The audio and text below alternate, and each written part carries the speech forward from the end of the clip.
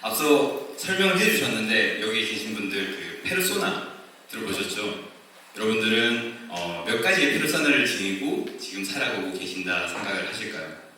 학생분들이 많이 계신데 학생의 삶을 살면서 뭐 유튜버의 삶을 살거나 혹은 인스타그램이나 틱톡 등을 통해서 인플루언서의 삶을 살고 계시는 분들도 있을 거고요. 그리고 요즘 게임들 많이 하시잖아요. 그래서 게임 속 세상에서 뭐 전쟁 영웅이나 마법사로서 살아가는 분들도 아마 계실 거라고 생각을 합니다. 지금처럼 이렇게 디지털 매체가 우리 삶 깊숙이 자리하고 있는 이런 세상에서 과연 한 가지만의 페르소나로만 살고 계시는 분이 있을까 싶습니다. 앞으로 펼쳐질 세상, 메타버스에서 우리는 가상과 현실의 경계를 초월하여 더욱더 다양한 그런 사회적 관계를 형성할 것이고 자연스럽게 멀티 페르소나를 형성하고 이것이 바로 메타버스의 핵심이라고 생각을 합니다. 네, 제 소개를 하겠습니다. 제 소개를 할 거니까 한 번만 더 넘겨주실래요? 네, 앞서 설명을 해주셨는데 저는 이정우 소장이라고 이제 8년차 건축 사무소를 실제로 운영을 하고 있는 현실 건축가의 페르소나를 가지고 있고요. 그리고 저희 집 아기 이름이 우주인데 우주 아빠로서 충실한 가장의 페르소나도 가지고 있습니다. 그리고 오늘 이 자리에서는 아로라는 가상세계로 진출한 첫 현실 건축가라고 불리기도 하고요. 주식회사 후이넘스를 창업을 하고 현재 다양한 메타버스와 NFT 프로젝트를 진행하고 있는 아로라는 이름으로 여러분들께 이야기를 하고자 합니다.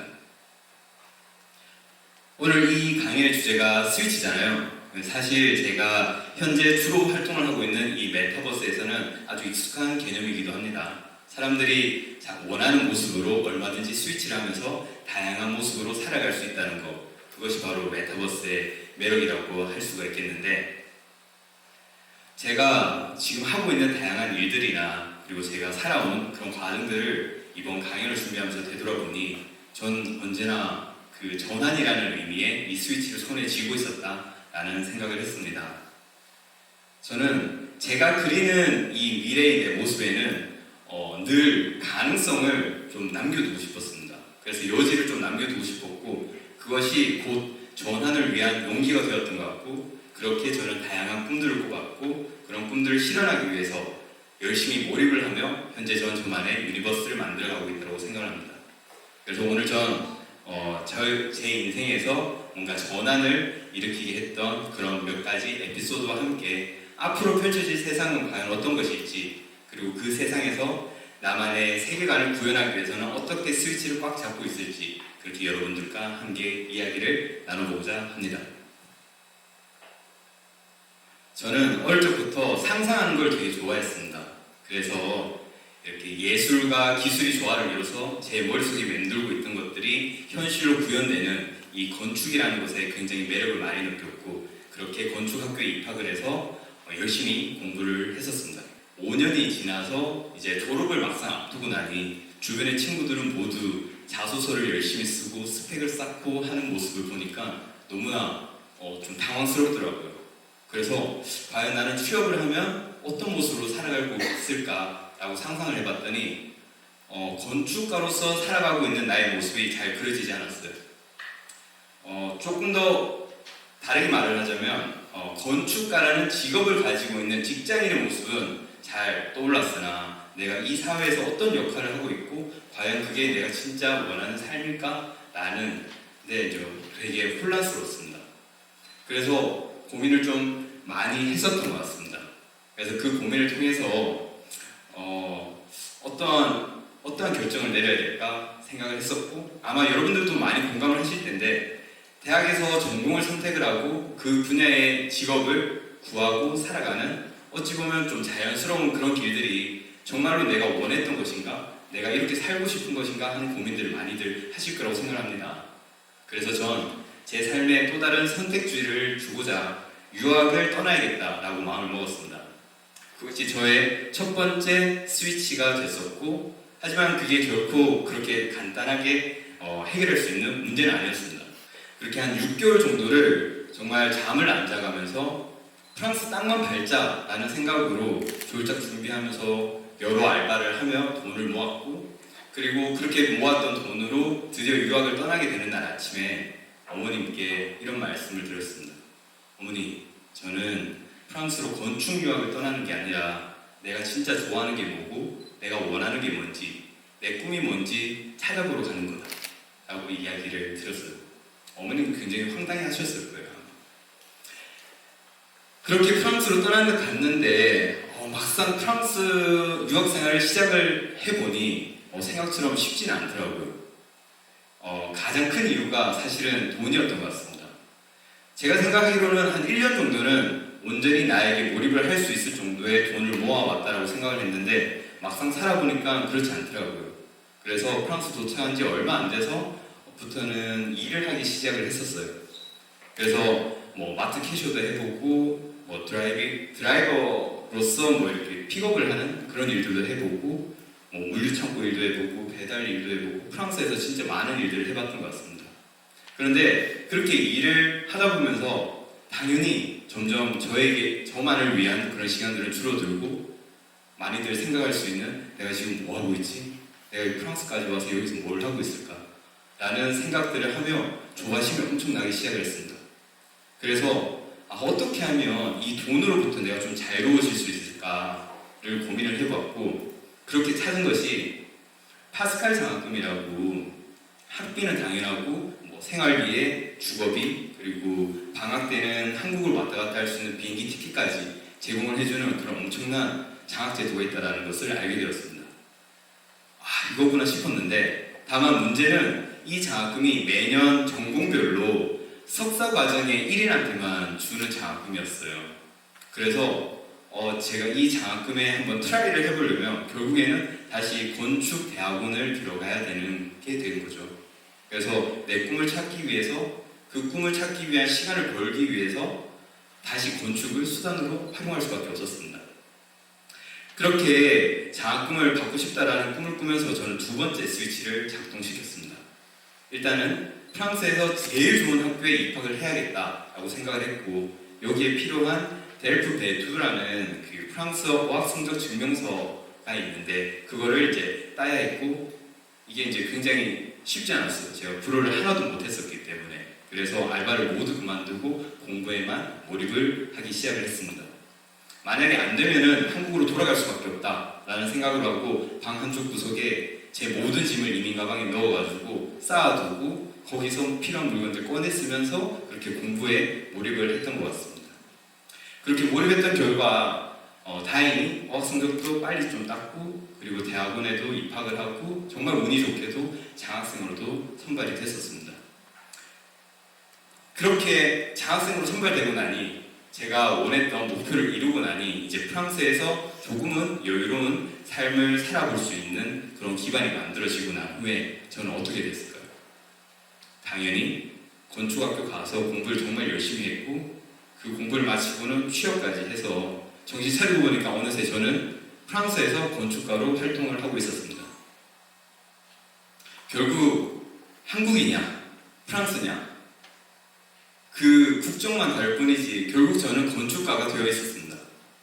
돌이켜보면 한국에서 꿈을 찾겠다고 그렇게 떠나왔던 유학생활이 사실은 졸업 후에 대한 막연한 불안함이나 두려움을 감추기 위한 방패는 아니었을까라는 생각을 했고 그 부분에 대해서 저는 완전히 인정을 했습니다. 하지만 이 유학생을 통해서 저는 한 가지 분명히 안 게 있었습니다. 무슨 일이 있어도 내 인생의 스위치는 내가 꼭 잡고 있어야겠구나 라는 생각이었습니다.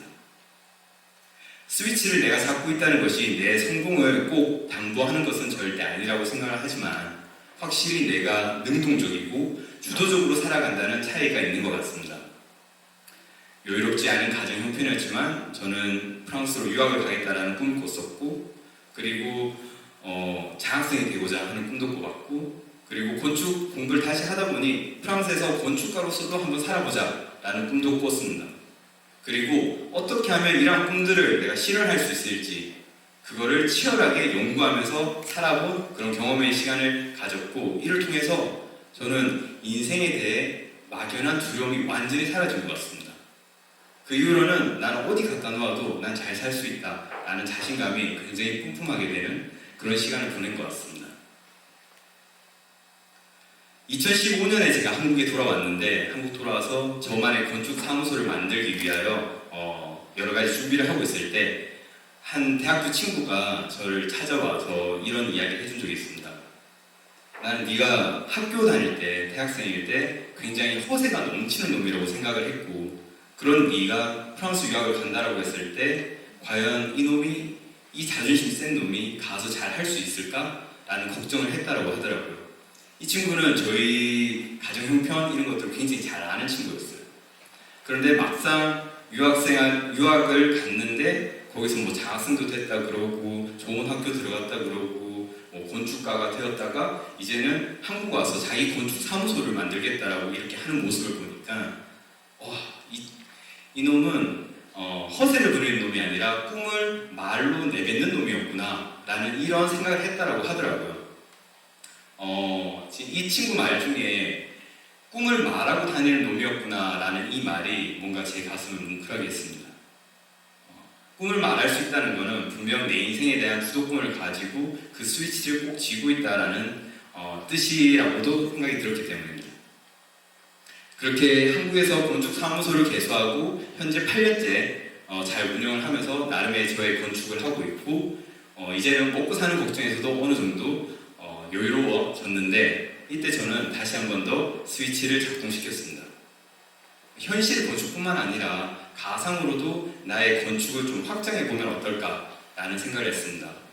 이것은 비단 요즘 메타버스라는 이 핫한 키워드, 세상의 관심이나 흥미, 트렌드 때문만은 아니었습니다. 제가 궁극적으로 이루고자 하는 꿈은 저를 포함해서 제 주변 모든 사람들이 행복할 수 있는 그런 세상을 만드는 것인데 그 수단으로서 지금까지 건축이라는 이 학문, 제가 하고 있던 일들에 대한 자부심과 그런 것들을 가지고 있었습니다. 하지만 앞으로 다가올 세상은 우리가 익히 알고 있던 세상과는 조금 달리 많은 가상과 현실을 초월을 하면서 사람들이 행복을 찾을 것이다 라는 생각을 했고 그렇다면 현실과 마찬가지로 가상에서도 나는 행복하고 멋있는 그런 공간을 설계할 수 있는 건축가가 되고 싶다 라는 생각을 했던 것이죠. 그래서 2021년에 후이넘스라는 메타버스 프로젝트를 수행하는 스타트업을 창업을 하게 되었습니다. 그래서 이 후이넘스가 뜻하듯 이상적인 세계를 만드는 것이 아까 제가 말씀드렸던 저의 꿈이자 동시에 지금 하고 있는 이 비즈니스의 목표이기도 합니다.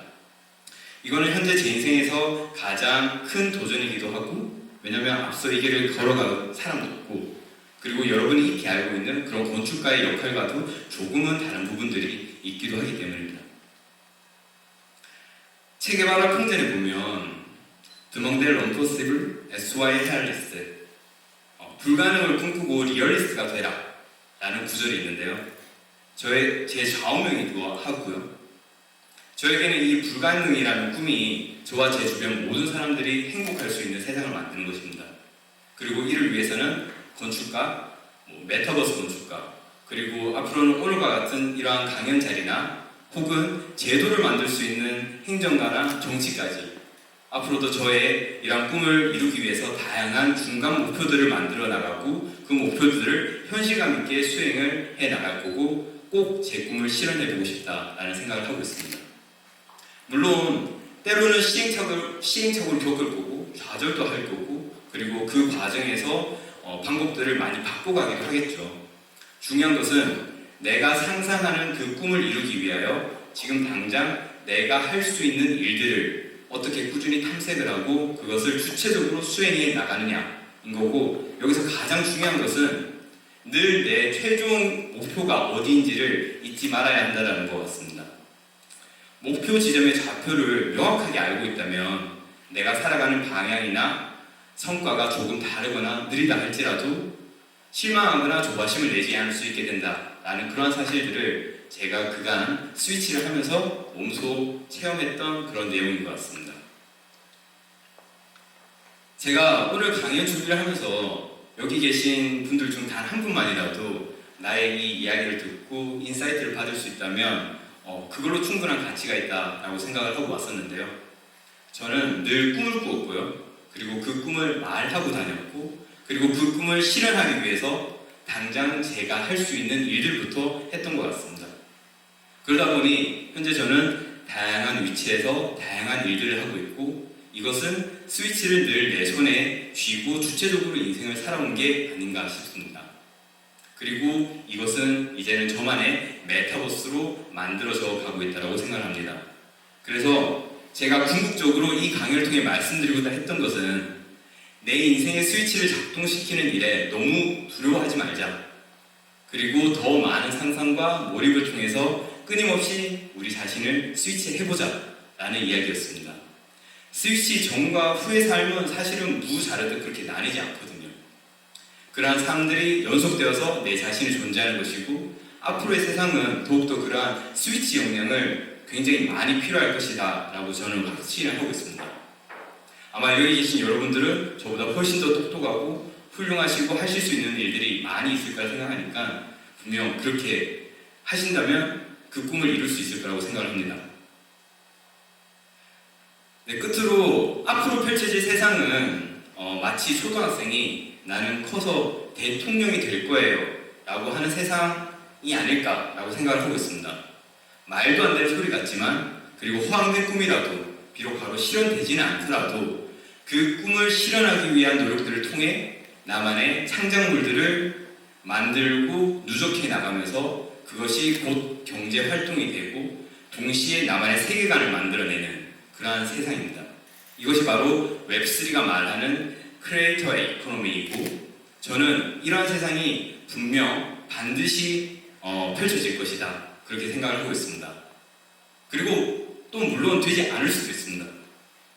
하지만 스위치를 내가 손에 쥐고 주도적으로 나의 상상을 실현하기 위한 다양한 시도들을 해나가 본다면 그 여정 자체만으로도 충분히 가치를 가지고 있게, 그리고 그 가치는 분명히 세상이 평가를 잘 해줄 것이다 라고 생각하고 있습니다. 그러니 앞으로 더 많은 꿈들 상상해 보시고 지금 당장 여러분들이 하실 수 있는 것들을 해보시고, 그 과정에서 스위치가 필요하다면 너무 두려워하지 말고 꼭 한번 해보시라 라는 말씀을 드리며, 제가 준비한 이야기들을 모두 마치고, 아마 오늘 제가 이렇게 메타버스나 NFT 이런 이야기들을 했기 때문에 더 많은 질문들을 해주실 거라고 생각을 해서 오히려 제가 살아왔던 과정들 속에서 스위치 이야기를 했었으니까 질문들 많이 해주시면 답변하도록 하겠습니다. 감사합니다.